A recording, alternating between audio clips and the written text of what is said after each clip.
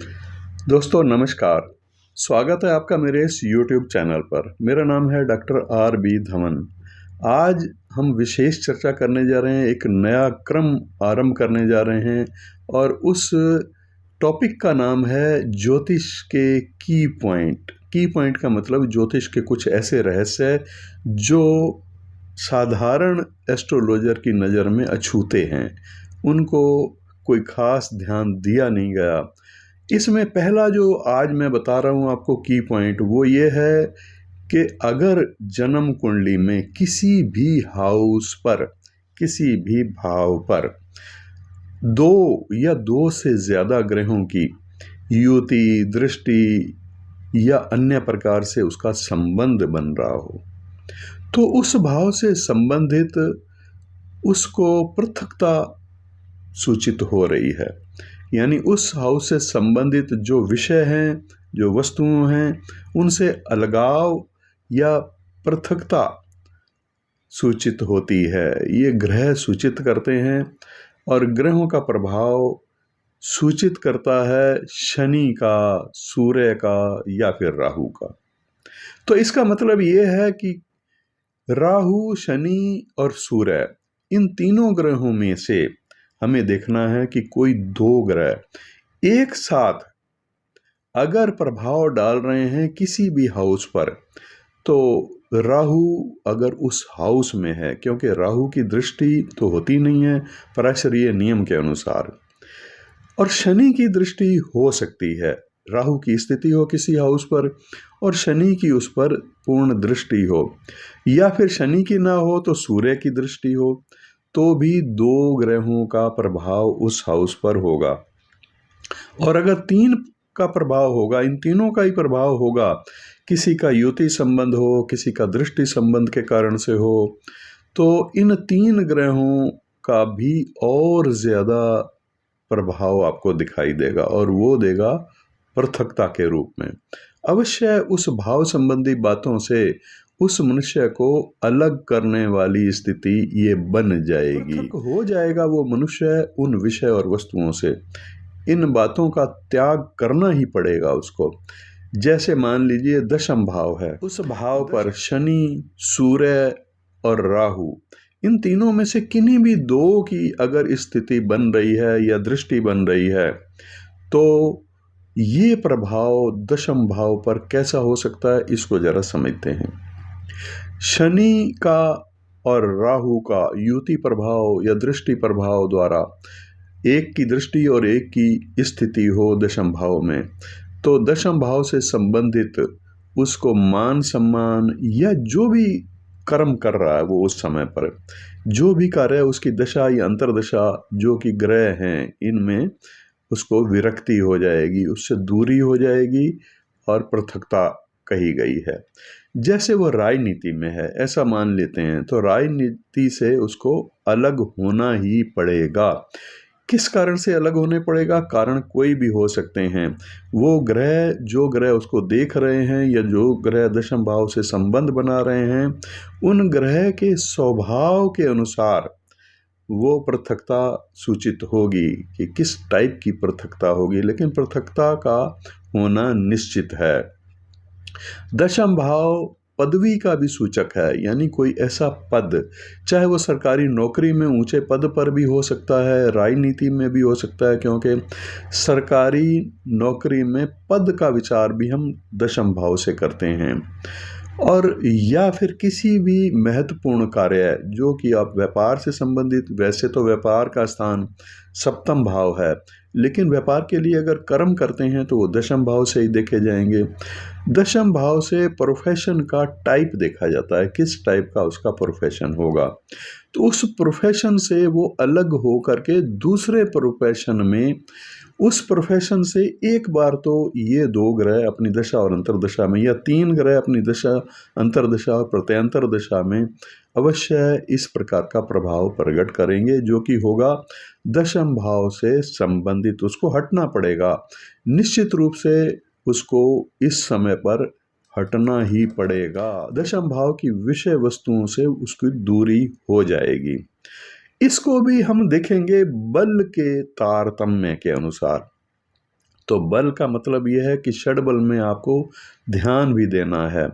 षडबल में इन ग्रहों की स्थिति क्या बन रही है। अगर वो बिल्कुल कमज़ोर हैं तो फिर इतना बड़ा खतरा नहीं होगा। अगर वो ग्रह बलवान होकर के स्थिति बना रहे हैं दशम भाव में, या युति बना रहे हैं, दृष्टि संबंध, अंतर्स्थान दृष्टि संबंध, स्थान संबंध, कोई भी संबंध दशम भाव से इन ग्रहों का बन रहा है, तो ऐसे में अवश्य ये फल प्रकट होता हुआ देखा जा सकता है।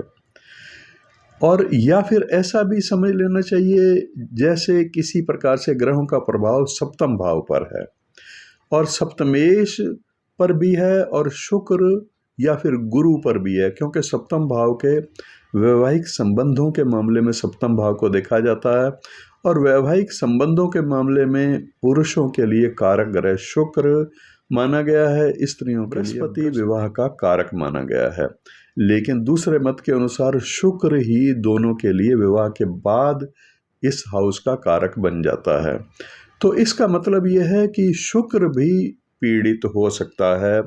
शुक्र के साथ साथ सप्तम भाव भी पीड़ित हो। सप्तम भाव में मान लीजिए राहु की स्थिति है या फिर शुक्र ग्रह के साथ राहु की युति बन रही है और सूर्य की दृष्टि भी शुक्र पर भी है और सप्तम भाव पर भी एक साथ पड़ रही है। सूर्य की दृष्टि है या फिर शनि की दृष्टि तो दो अलग अलग स्थानों पर भी पड़ सकती है। मान लीजिए शुक्र किसी अन्य स्थान में है और शुक्र पर भी शनि की दृष्टि है, सप्तम भाव पर भी शनि की दृष्टि है या फिर सूर्य की दृष्टि, तो तीन ग्रहों को आपने खास ध्यान रखना है। सूर्य, शनि और राहु, ये तीनों का प्रभाव सप्तम भाव या सप्तमेश पर होना चाहिए। तो इससे होगा क्या, उसके लाइफ पार्टनर को ये प्रभावित करेगा। लाइफ पार्टनर से पृथकता, अलगाव की स्थिति की सूचना मिलती है।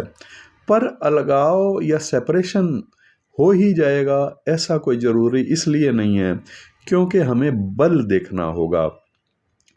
वो ग्रह जो पीड़ित कर रहा है सप्तम भाव को या सप्तमेश को, उसका बल कितना है, बलवान कितने हैं वो ग्रह। तो मुख्य रूप से सप्तम भाव अगर पीड़ित हो रहा है तो सेपरेशन के संकेत मिलते हैं। सेपरेशन के संकेत मिलते हैं, वियोग का योग बनता है और सप्तम भाव व्यापार का भी है।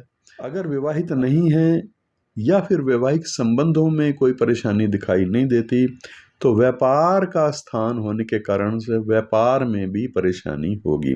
उस व्यापार से उसको सेपरेट होना पड़ेगा। अगर साझेदारी में है तो साझेदारी में परेशानी होकर के व्यापार अलग अलग हो सकता है या फिर उस व्यापार को परिवर्तित होना होगा, व्यापार बदलेगा। जिस वस्तु का व्यापार वो समय कर रहा होगा उस वस्तु का व्यापार छोड़ करके अन्य किसी वस्तु का व्यापार वो आरंभ कर लेगा। ठीक ऐसे ही तीसरे भाव के मामले में भी आप समझ सकते हैं या किसी भी भाव के मामले में आप समझ सकते हैं। तृतीय भाव पर अगर ये दो या दो से ज़्यादा ग्रहों का प्रभाव पड़ रहा हो, एक साथ पड़ रहा हो और वो दो या तीन बलवान हो उसमें, तो इसका मतलब बहन और भाइयों से उसका अलगाव सूचित हो रहा है। और अगर पंचम भाव पर है तो फिर मित्रता के मामले में मित्रों से या संतान से संबंधित उसको अलगाव की सूचना ये मिलती है। चतुर्थ भाव में हो तो जन्म भूमि से दूरी का संकेत मिलता है।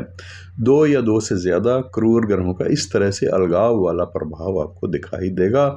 भूमि से वियोग चौथे घर के मामले में और चौथे घर के कारक पर भी अगर प्रभाव पड़ रहा हो तो ऐसा विचार करना चाहिए, उसको घर छोड़ना पड़ेगा, दूर जाना पड़ेगा। पंचम भाव पर पुत्र से वियोग, षष्ठ भाव में हो तो मामा से वियोग, अष्टम भाव में हो तो पिता के बड़े भाई से वियोग, नवम भाव पर हो तो कुल परंपरा या उसका धर्म से अलगाव हो जाता है। धर्म के मामले में उसको अरुचि हो जाती है, वियोग हो जाता है एक तरह से। एकादश भाव पर हो तो जो पदार्थों की वो इच्छा रखता है, महत्वाकांक्षाएं रखता है, उन महत्वाकांक्षाओं से उसका वियोग हो जाएगा, वैराग्य हो जाएगा, उसको इच्छा ही नहीं होगी उन पदार्थों के भोगने की। तो इस तरह से कि वो किसी कर्म क्षेत्र से जुड़ा हुआ हो तो कर्म बदलेगा। व्यापार से जुड़ा हुआ है तो व्यापार बदलेगा, नौकरी से जुड़ा हुआ है तो नौकरी बदलने का खतरा हो सकता है या छोड़ने का खतरा हो सकता है। अगर द्वादश भाव यानी 12वें भाव में इस प्रकार की स्थिति बन रही हो तो खतरा होता है तब जब वो 2 ग्रह बलवान हों षडबल में। तो ऐसे में संसार के भोग पदार्थों का त्याग करना उसको सूचित हो रहा है। त्याग से मेरा मतलब है या तो वानप्रस्थी हो जाएगा और या फिर संन्यास की तरफ प्रवृत्ति उसकी हो जाएगी। किसी न किसी प्रकार से जरूर आपको, अगर बलवान है दोनों ग्रह या तीनों ग्रह तो संन्यास की तरफ इशारा जाता है, और अगर कमजोर हैं तो वृत्ति तो उसकी अवश्य, जो भोग के पदार्थ हैं, सांसारिक भोगों के पदार्थ, उनसे त्याग की भावना तो उसमें पैदा होगी अवश्य। तो इसका मतलब ये समझ सकते हैं कि वो वैरागी तो होगा लेकिन सन्यासी नहीं होगा। शनि, सूर्य और राहु को इस प्रकार से आपने समझा। शनि, सूर्य और राहु वृद्ध ग्रह माने गए हैं। वृद्ध ग्रह माने गए हैं तो इसका मतलब यह है कि विलंब से ये जीवन का अंतिम लक्ष्य जो कि ईश्वर को प्राप्त करना है उस तरफ संकेत देते हैं। अगर इनकी स्थिति 12वें घर से बन रही है, 12वें घर के साथ इनका कोई संबंध बन रहा है, तो 12वें घर के कारक को भी देख लें साथ में। 12वें घर का कारक अगर हम मानते हैं विरक्ति के मामले में, वैराग्य के मामले में, या दूरी के मामले में, संन्यास के मामले में, वानप्रस्थ के मामले में, तो हम शनि को मानेंगे। तो जैसा प्रभाव 12वें घर पर पड़ रहा है और वैसा प्रभाव शनि पर भी है। शनि की स्थिति अगर है 12वें घर में तो स्पष्ट रूप से प्रभाव पड़ गया, क्योंकि कारक ही शनि होगा। तो ये इस तरह से इसको आपने समझना है। ये है की पॉइंट्स आज का, और कल फिर मिलेंगे दूसरे किसी की पॉइंट के साथ। आज का वीडियो आपको कैसा लगा ज़रूर आप कमेंट्स करके बताइएगा, शेयर कर दीजिएगा अपने मित्रों को अगर आपको अच्छा लगा। ऐसे ही की पॉइंट्स मैं आपको लगातार बताता रहूँगा। नमस्कार।